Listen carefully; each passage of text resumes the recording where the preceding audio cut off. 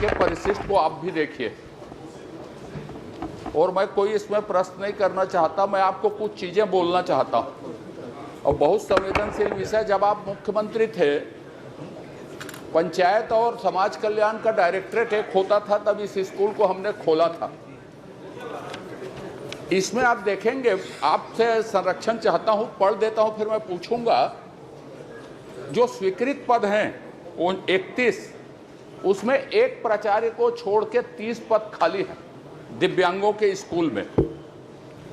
23 पद placement agency से। अब प्लेसमेंट एजेंसी को मैं डिटेल करूंगा, अब आप प्रश्न ब को पढ़ लीजिए। प्रपत्र ब को क्या क्या पढ़ाते हैं इसमें दिया है।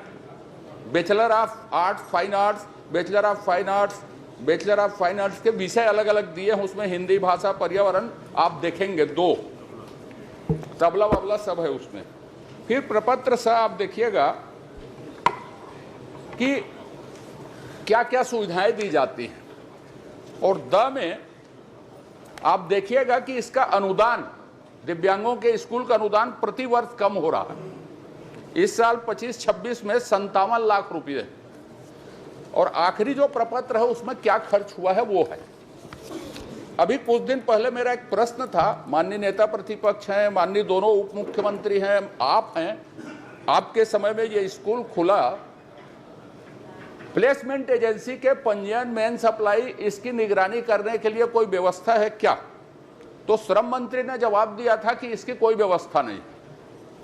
मैं छत्तीसगढ़ में किसी भी प्लेसमेंट एजेंसी को नहीं जानता जो तबला वादक या चित्रकला सिखाने वाले मेन पावर की सप्लाई करता हो। पूरे के पूरे पद खाली हैं। अब खर्चा को आप देखेंगे तो हर साल सिर्फ फर्नीचर खरीद रहे हैं और भोजन में व्यय हो रहा है या पेट्रोल डीजल में व्यय हो रहा है। मने विकलांगों के स्कूल के साथ मजाक हो रहा है। यदि बजट लगातार कम हो रहे हैं, मैं आपसे आग्रह इतना ही करूंगा, क्या पूछूंगा इसमें, क्या पूछने लायक और क्या आश्वासन लूंगा इसमें। मैं आपसे यह चाहता हूं, यदि सरकार इसको नहीं चलाती, चीफ सेक्रेटरी महोदय भी सुन रहे हैं, नहीं चला सकते तो किसी एनजीओ को दे देना चाहिए इसको। लेकिन एक लाइन भर बता दे मुझको कि कौन सा ऐसा एनजीओ है जो तबला वादक और जो इसमें कला है, फाइन आर्ट्स को, चित्रकला के मेन पावर को सप्लाई करता है, उस एनजीओ का नाम, और उससे मैं मिलना चाहूंगा। यही डबल इंजन का प्रभाव है। का चीज संवेदनशील है, ते सब चीज गर्वाचार ही समझ लेता।